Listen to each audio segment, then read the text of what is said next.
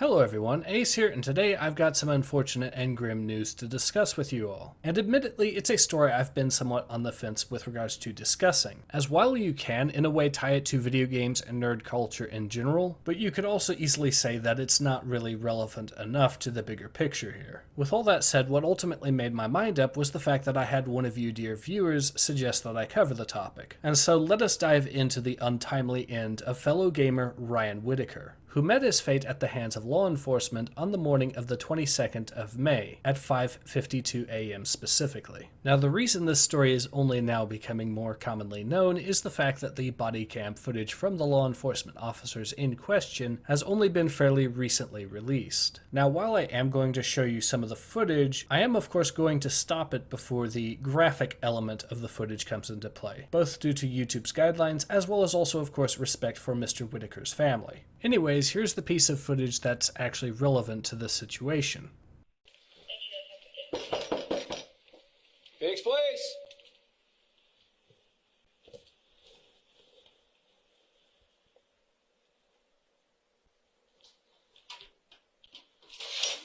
How you doing? Whoa! Put hands! Phoenix Place!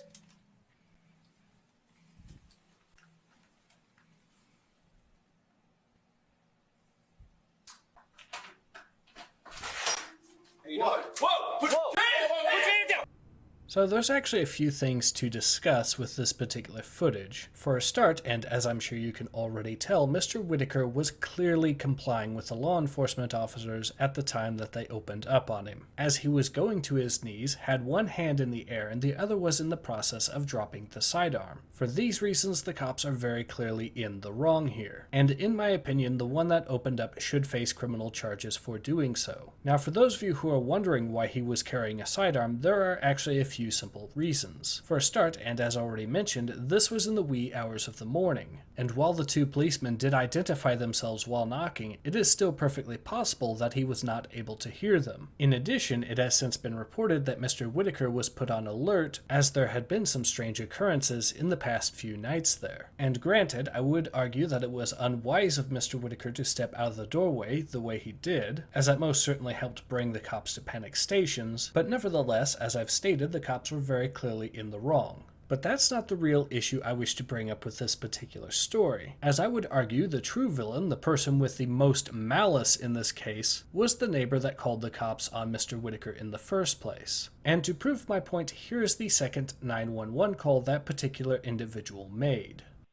Hi, Philip. I called about a half hour ago to report a domestic dispute.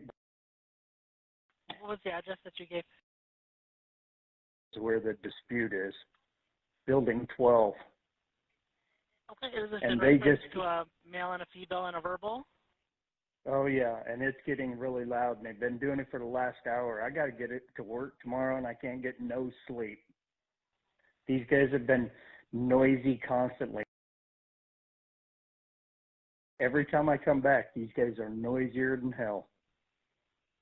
Always Okay, fighting. does it sound like it's escalated to anything physical, or it still just sounds verbal? Oh, it could be physical. I could say, yeah. Does that make anybody hurry up and get over here any faster? What are you hearing to indicate that it might be physical? I hear slamming of doors, and I don't know. Somebody could be getting thrown into a door for all I know. But I hear all kinds of banging.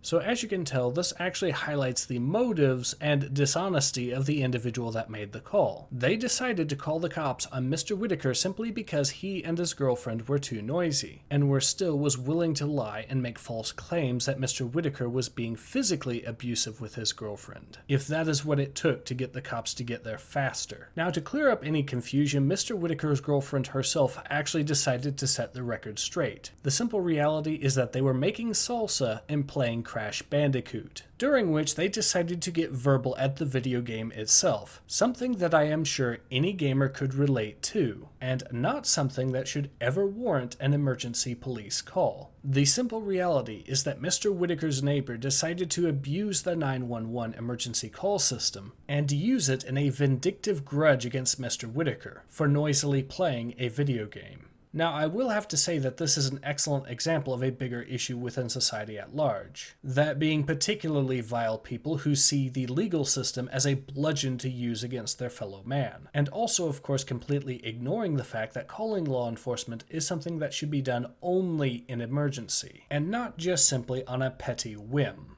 With all that said, I'm sure you can all see why I wasn't exactly jumping at the bit to try to cover this story, because, as I've already pointed out, it has fairly little to do with video games or nerd culture in general, with the only real connection being that the noise generated from gameplay was the catalyst that led to this situation. In addition, I would have to argue that, in my opinion, it is also a fairly open and chuck, if nevertheless tragic, case, which while sad means that there isn't really a whole lot to say about it that hasn't been said by someone else. Which is why there's not really a whole lot more for me to add to this conversation. So instead, I will simply be leaving a link to an article on the topic in the description below.